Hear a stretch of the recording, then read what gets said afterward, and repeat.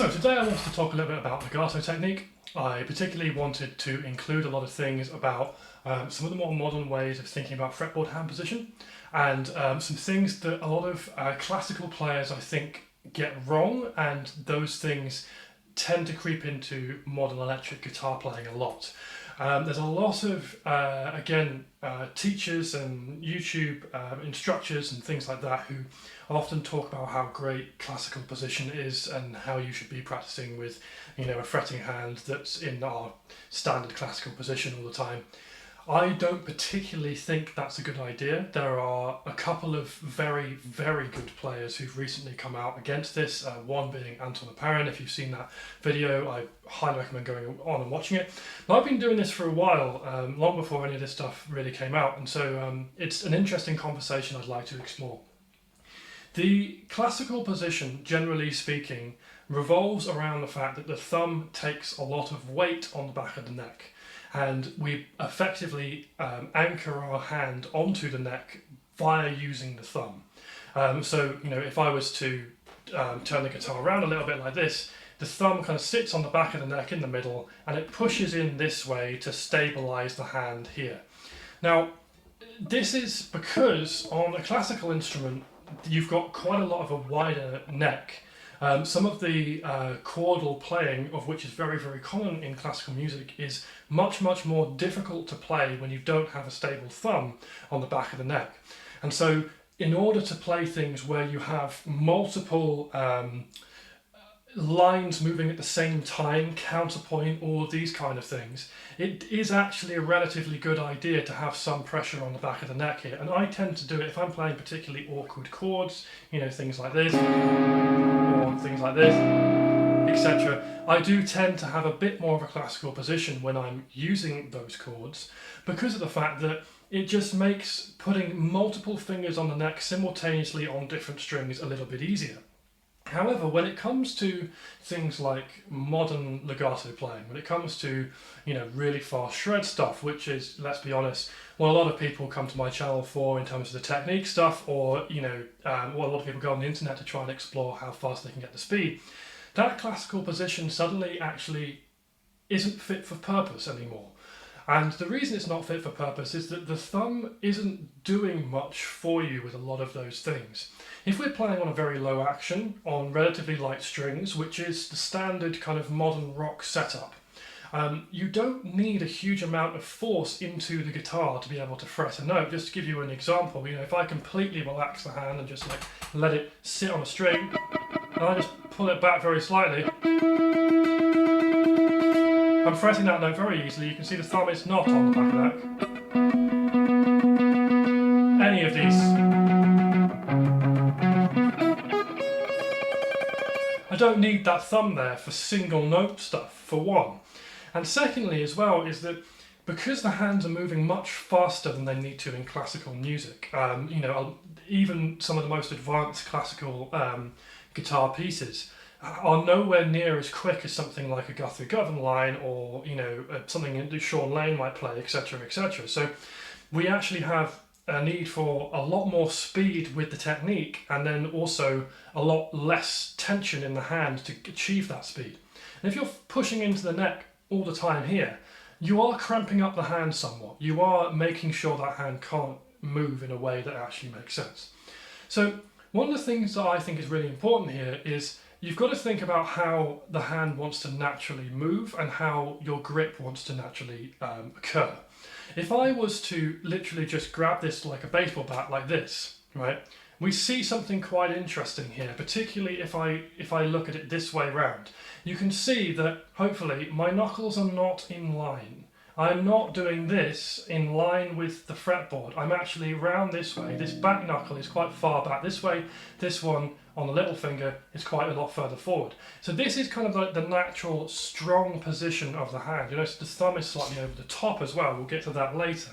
But the thumb isn't important here. What's important is that if I try and line up my fingers like this, and you can try this yourself, and I try and grip this neck. Imagine you're just trying to lift this like a weight in the gym or something. This is a deeply uncomfortable position to be in, and you'll find that particularly the third and fourth finger, if I try and lift this like this, have no strength in them at all. This is a problem because it means that when you come to play anything with those fingers, you don't have the strength that you should naturally have if you were to just play like this. But you can't play like this all the time because it bunches up the fingers a lot. So how do we get around all of this, and what is the solution? The solution is you want a contact point, but the contact point is a bit deceptive. The contact point for a lot of modern players is somewhere on the side of the finger here.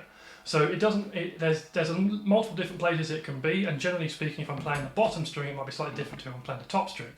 But there's always a contact point, for the most part, between this side of the first finger and the neck, somehow.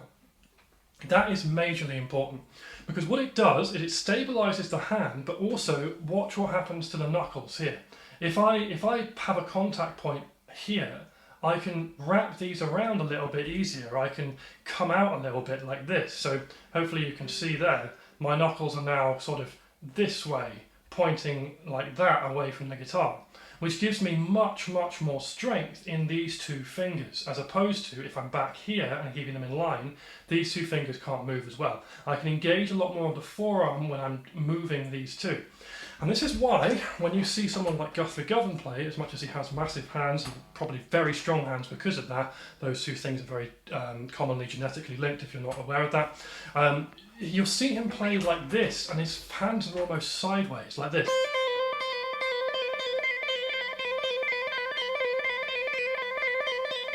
And you might think, well, what on earth is that? Is the thumb on the top taking the contact here? But it's like my main contact point here, the point that I'm really trying to keep the hand stable with, is not the thumb. The thumb can come off and do the same thing.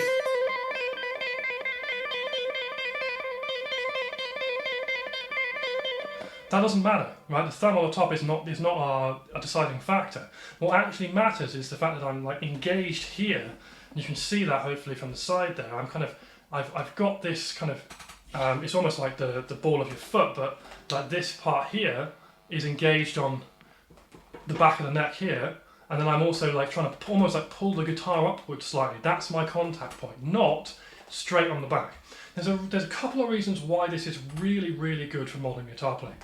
First things is that a lot of modern lines, particularly legato stuff, is what I demonstrated in the beginning of this video.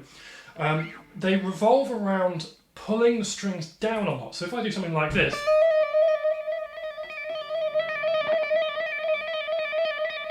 I'm having to go downwards with these fingers. These fingers are coming off this way. And so I'm stabilising the hand because there's a lot of force coming downwards here.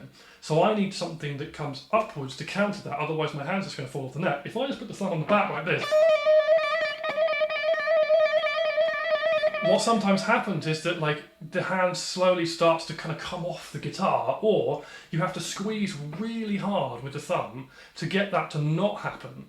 In which case, what inevitably ends up happening with that is that you cramp up with, here, because you're putting loads of force into like a grip between thumb and first finger, as opposed to engaging that first finger into the neck here.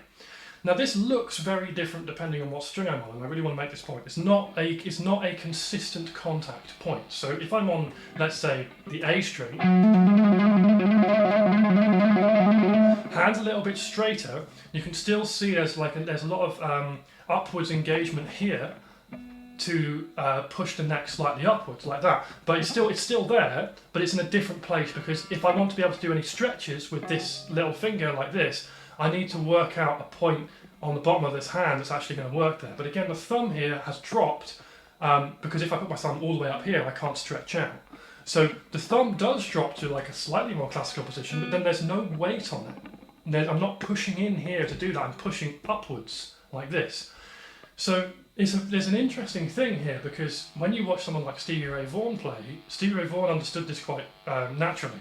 And that's why he's so blisteringly fast, despite the fact that he's playing in a blues position. It's because he's doing this all the time. He's pushing that guitar upwards. And that makes a lot of sense for the kind of music he's playing. So we end up with this kind of weird conundrum here of, well, which hand position should I use depending on what I'm playing? And the answer is you should learn both. If you are someone who uses a lot of classical ideas chordally, you should probably switch to that classical position to play some of those chordal ideas. Whereas if you are someone who needs to play super fast lead lines, you might want to try something slightly more modern and play with the side of the hand kind of touching the guitar here to give these two fingers space to move and the strength to be able to play the notes at speed. So there's a real balance here to be struck between different types of playing for different genres and different ideas. But don't just try and apply one of these things to everything you're playing, because that's probably not going to work either. It's an interesting little problem that's been brought up quite recently by quite a lot of decent players. Anthony Apparen's not the only one who's mentioned this as a thing. So one of the things you can practice with your legato playing, if you want to kind of get used to this, is just to pick, some kind of scale. If I pick the scale of B minor or something, and just make sure on every single string I've got this contact point, and that is actually where the weight of my hand is pushing up, regardless of what I do with the other fingers.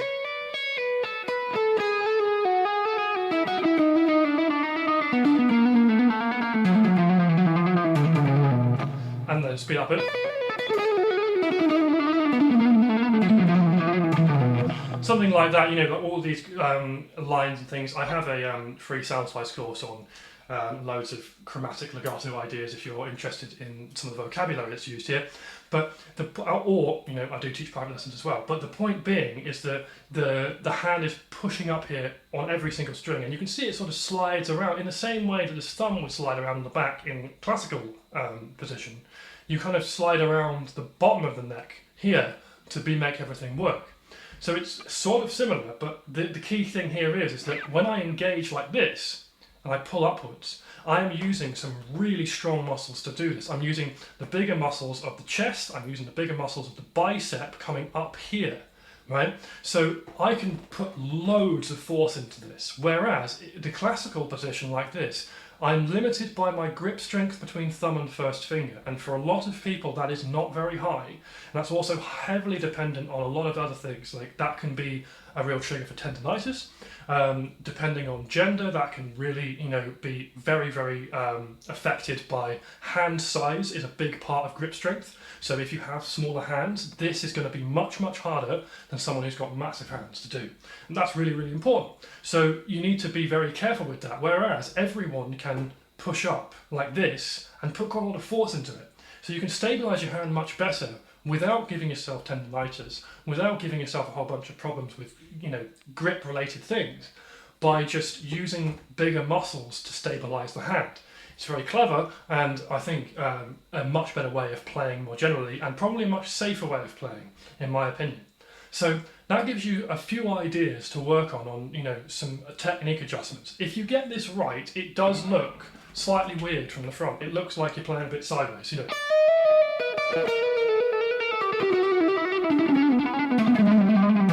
But if you think about the number of modern players that you see doing this kind of thing, instead of this, being straight onto the guitar, you almost never see this. You always see it this way nowadays. And that's just something that I think a lot of people have kind of picked up from Guthrie, but also have suddenly realised that actually his technique is not unique. It's superior to the alternatives for that genre. So give this a go and see how you do with it.